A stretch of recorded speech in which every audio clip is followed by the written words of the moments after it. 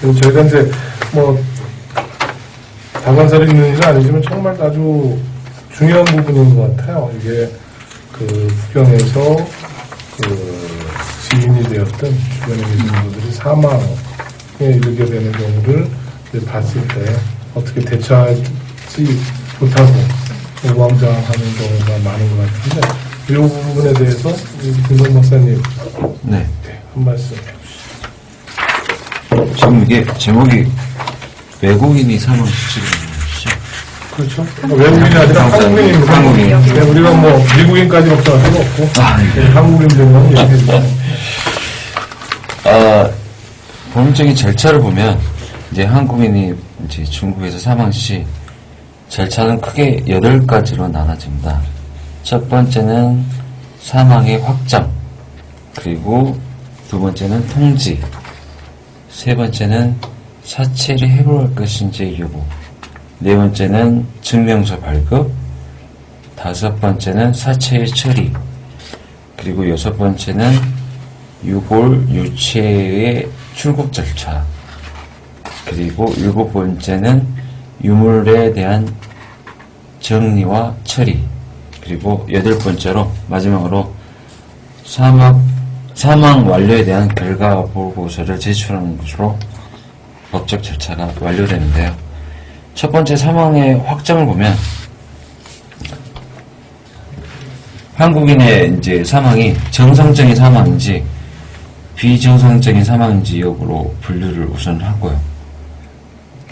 외국인이 중국에서 사망한 경우에 즉시 이렇게 관계당국에서는 사망자의 초청자나 채용회사, 소재지 공안기관, 인민정부위에서 사무실에 이제 통지를 하게 되는데, 정상적인 사망인 경우에는 사망자의 초청자 또는 채용회사에서 책임지고 처리하고요.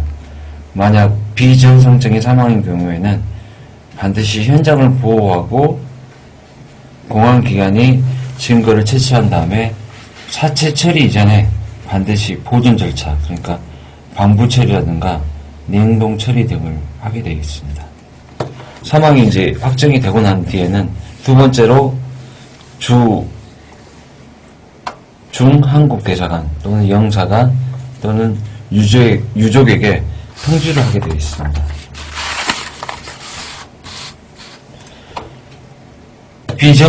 정상적인 사망인 경우에는 그렇게 통지를 하게 되고요. 비정상적인 사망인 경우에는 사건 수사기관에서 통지를 하게 되어 있습니다. 통지 시효는 국제 관료에 따라서 즉시 통지하게 되어 있는데 반드시 사회를 초과할 수는 없습니다. 세 번째로 통지를 한 다음에 사체 해부를 할 것인지의 여부는 정상적인 사망인 경우에는 이에 해당되지 않고요. 이제 사인이 불명확할 경우, 비정상적인 사망인 경우에는 이제 사인에 대한 어떤 그 규명을 해야 되기 때문에 공안이나 사법기관에서 이 사체 해부 여부를 결정하게 됩니다. 그 다음에 사체 해부를 할 것인지 말 것인지에 대한 결정이 나면 네 번째로 이제 관련된 증명서들을 발급하게 되는데, 정상적인 사망, 자연 사망인 경우에는 사망 증명서를 발급을 받아야 되고요, 병원에서. 그리고 비정상적인 사망인 경우에는 공안기관에서 지정된 법의기관에서 사망 감정서를 받게 되겠습니다. 다섯 번째로 이제 사체 처리인데요.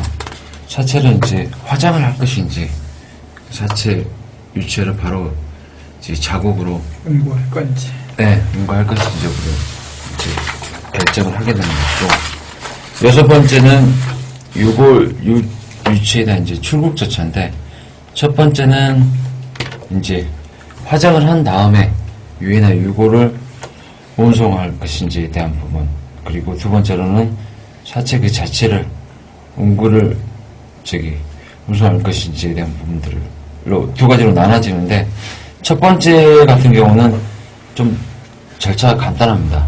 증명서도 간단하고요.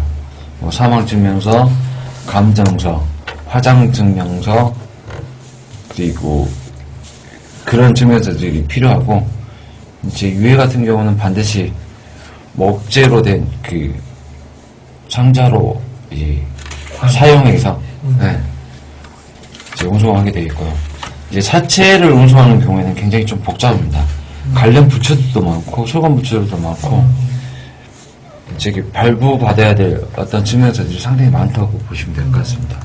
아까 말씀드렸던 뭐 증명서, 사망 감정서, 사망 공증서, 방부를 제대로 했는지 방부 증명서, 뭐 입금 증명서, 위생 감독 관리 신고서, 뭐 사체, 뭐 출국 허가증 이런 관련 부처들도 많고 이걸 저기 발부 받으시려면 소요 기간이 한 달 이상을 버티고 그러고 이제 7번째로 이제 유무를 정리하고 처리해야 되는데 이제 유족들이 그리고 관련된 뭐 영사관이나 주재 저기 대상 안에서 그 인원들이 직접 가지 못하는 경우에는 그쪽 소속 그 저기 공안기관이나 사법기관에서 이제 공증 인원을 현장에 같이 가가지고 공증 인원의 검증하에 이제 유무를 정리를 하게 되고요.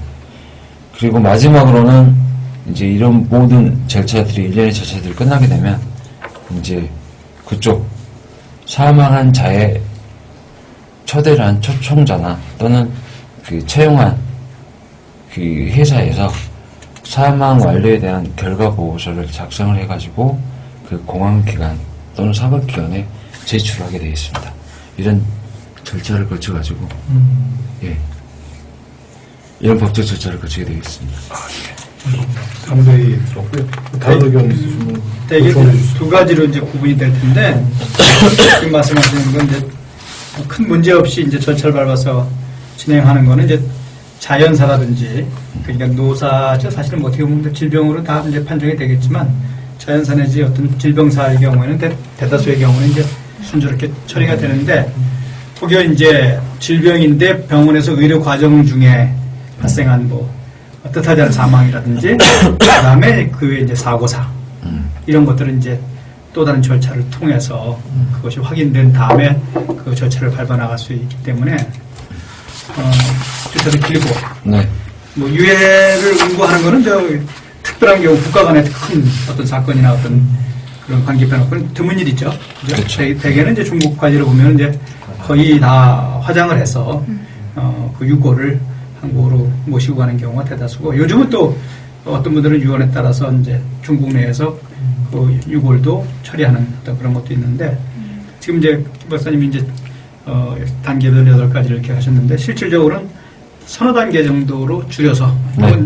굉장히 분석적으로 이렇게 해놓으신 건데 질병 사망이라든지 그 명확한 질병에 의한 사망이라든지 자연사 같은 경우는 사실 병원에서 사망 진단을 기초로 해서 한 3단계 정도의 절차를 거치면 이제 화장장에 가서 황장을 할 수 있고 다만 이제 소속 국가의 그 영사라든지 대사관, 파출소 아까 뭐 사법기관인데 사실 파출소를 통해서 되게 연기가 되더라고요. 그러니까. 네.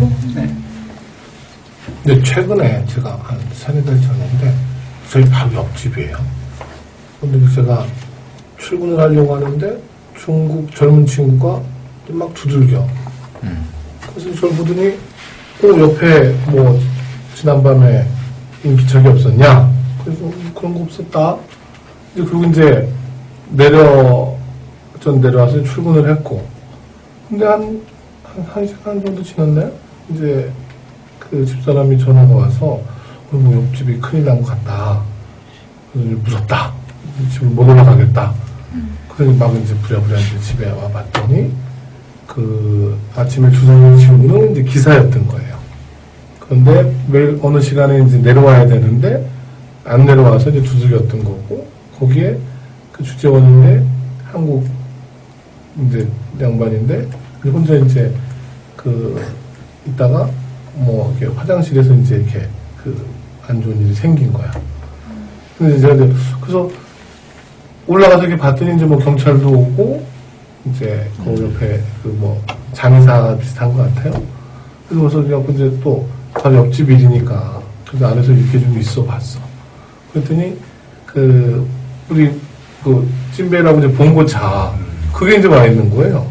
그리고 이제 금방 얘기했던 그 회사 이제 관련자들이 와서 확인을 하는 것 같고, 그 다음에 이제 이렇게 왔는데 이렇게 이제 우리 이불보처럼 들것 대신에 이제 긴 이불보처럼 네. 몇 명이 돼갖고 이제 이렇게 온 거예요. 근데 저는 그런 경우는 처음 보니까. 근데 그 봉고를 이렇게 열더니, 그 봉고 뒤에 이렇게 이제, 그래갖고, 야, 저렇게 하는 건가. 그러니까 이렇게 보니까 이제 그 회사의 임원이신 것 같은데, 이제 뭘 인사를 하나 그러는 것 같아, 이제.